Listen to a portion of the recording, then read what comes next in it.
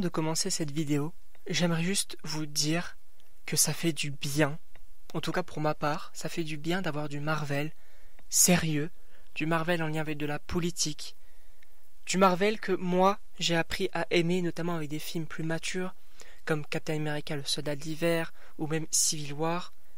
Franchement, ça j'aime beaucoup. Mais donc, bien entendu, afin de regarder cette vidéo, il faut avoir vu du coup les 2 premiers épisodes donc de la série Secret Invasion, bien sûr, puisque je vais totalement spoiler donc en faisant donc la critique.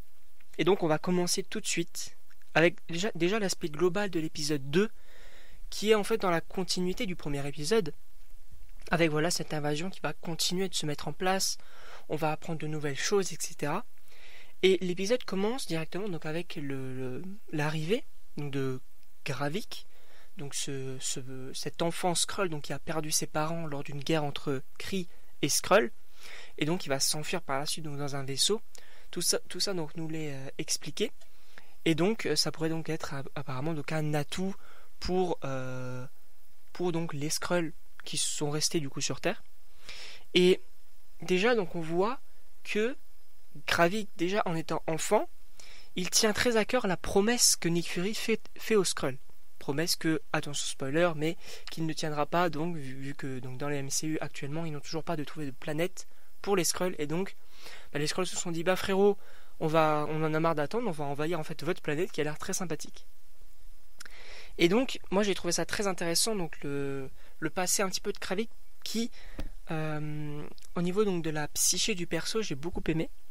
Et d'ailleurs dans cet épisode on voit beaucoup plus Gravik donc qui pour moi est un très bon antagoniste, puisqu'en fait, déjà, il ne parle pas beaucoup, il a une prestance, un charisme qui s'installe naturellement, et en plus, dans cet épisode-là, il voit qu'en fait, donc, ils vont récupérer un Skrull, donc, qui a été capturé par les autorités, et en fait, ils vont le libérer, et quand ils vont voir, en fait, qu'ils les ont balancé leur planque, etc., ils vont ordonner à un gars, en fait, de le tuer en pleine forêt, d'une balle dans la tête. Donc déjà cette scène, je me suis dit ok, le gars il plaisante pas du tout. Et pour moi même le fait que je dis tout le temps Gia, mais en fait c'est Gaïa. Le fait donc que Gaïa se pose des questions, puisqu'en fait dans cette scène là dans la voiture, donc elle voit en fait que elle se pose des questions au niveau de est-ce que je suis dans le bon camp, puisque est-ce qu'on n'est pas un petit peu trop extrême dans la façon d'agir. C'est une question qu'elle pourrait se poser. Et d'ailleurs, je pense donc que son père, Talos, dans cette série, d'ailleurs qu'on voit beaucoup moins dans cet épisode 2, mais je pense que Talos pourrait trouver la mort, pouvait mourir dans cette série, peut-être possiblement à la fin, ou dans l'épisode 4, enfin 4 ou 5, donc vers la fin, et que possiblement donc Gaïa puisse prendre la place de Talos en tant que leaduse des Skrulls gentils qui veulent une planète et qui ne veulent pas envahir la Terre. Et donc, on continue donc avec l'épisode, donc avec la mort de Maria Hill, et plutôt donc pas réellement son enterrement, mais on voit tout simplement donc son cercueil qui est rapatrié aux États-Unis. Et en réalité, moi j'ai trouvé ça intéressant pour la psyché un petit peu de la mère donc de Maria Hill, qui va dire à Nick Fury, faites en sorte qu'elle n'est pas morte pour rien. Cependant, je trouve que ça manque un petit peu d'impact émotionnel. Je sais pas si on va y revenir plus tard, mais en réalité, Nick Fury, je le vois pas repenser à elle, ou c'est un petit peu bizarre, puisque moi j'ai l'habitude que lorsqu'il y a un mort, le personnage qui était en lien avec cette mort, qui était ami avec elle, pouvait donc péter un câble en disant ouais mais elle est morte, faut faire en sorte qu'elle soit pas morte pour rien, etc. Je sais pas, je trouve que ça manque un petit peu d'émotion, et ce qu'on verra dans les prochains épisodes, c'est possible. Pourquoi pas. Et d'ailleurs, donc on apprend également dans cet épisode que oui, sur Terre, il n'y a pas moins d'1 million de Skrulls qui ont envahi du coup la Terre, qui sont sur Terre sous des apparences humaines. Ce qui rajoute énormément d'enjeux, puisque moi j'avais un petit peu peur quand même qu'on reste sur une centaine de Skrulls qui veulent envahir la planète, etc. Là on parle d'1 million, frérot. 1 million, c'est énorme. C'est énorme. Et on voit également, donc, revenons au personnage principal, donc Nick Fury, qui est totalement donc dépassé par les événements. On le voit vraiment, oui, certes, il se fait vieux, etc. Mais alors, j'aime bien puisque en fait, tout le monde l'insulte entre guillemets en disant bah frérot, en fait, t'es plus en état de combattre. Mais j'ai l'impression que on va quand même réavoir un petit Nick Fury avec toujours un petit atout dans sa poche qui va pouvoir réussir. J'ai hâte de voir vraiment comment ça va se dérouler. Puisque, alors oui, au niveau du scénario, bien sûr, il ne faut pas faire intervenir les Avengers puisque ben, on n'a pas le budget pour faire revenir en fait tout le monde des Avengers. Et en réalité, on trouve une explication assez logique puisque Fury dit à Rhodey, ben, en fait, on n'a pas besoin de, en fait, il faut pas faire intervenir les Avengers puisque ben, s'ils viennent, s'ils sont en contact avec les Skrulls, à tout moment, tu as un Skrull qui puisse prendre la place d'un Avenger et un autre pour un autre Avengers, etc. Et là, ce sera vraiment la pagaille. Ce qui fait bien évidemment référence donc au comic Secret Invasion dont je vous avais parlé également. Mais on a également du coup Rhodey qui pour moi c'est un Skrull puisque sa manière d'agir, en fait il a vraiment ce... À chaque fois qu'il fait une action, qu'il parle, j'ai l'impression en fait que c'est pas réellement lui qui sème un petit peu le doute en mettant oui mais en fait c'est pas nous les États-Unis qui sommes responsables de ça, mais enfin en laissant un petit doute. Après il veut virer Nick Fury, ce qui n'a pour moi aucun sens puisque il le connaît Nick Fury, il sait qu'il est bienveillant, donc faire un attentat c'est pas du tout lui, donc je comprends pas réellement pourquoi est-ce qu'il l'a viré, c'est très bizarre.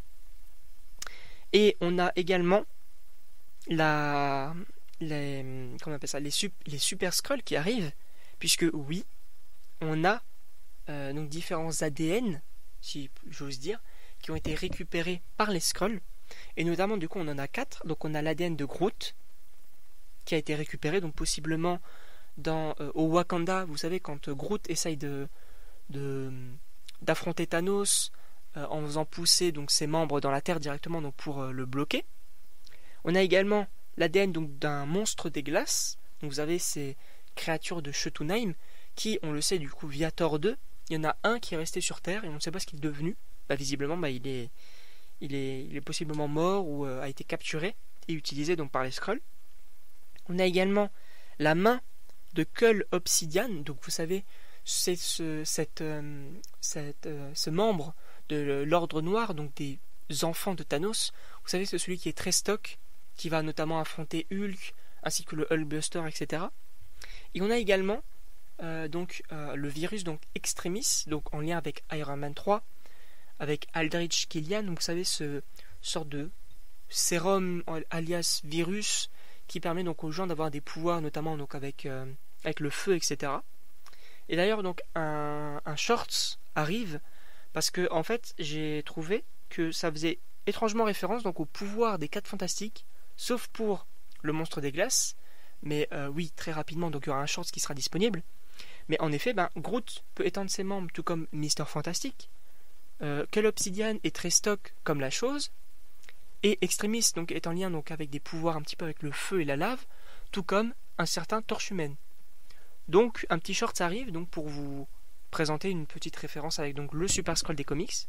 Et donc on termine l'épisode avec la révélation donc de fin, qui en fait met en place du coup la femme de Nick Fury, qui est un Skrull. Alors ça fait débat de savoir si Nick Fury le sait ou pas.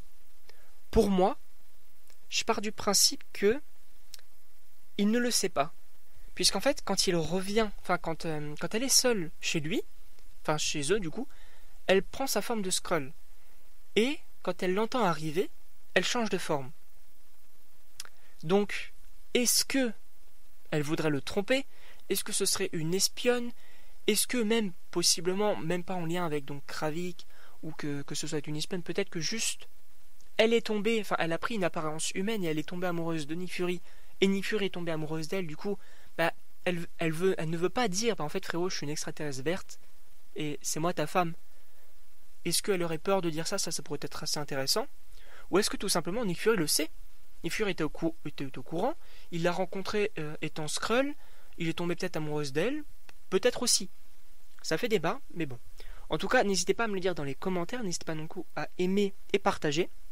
Et quant à moi, il ne me reste plus qu'à vous dire à la prochaine pour une prochaine vidéo.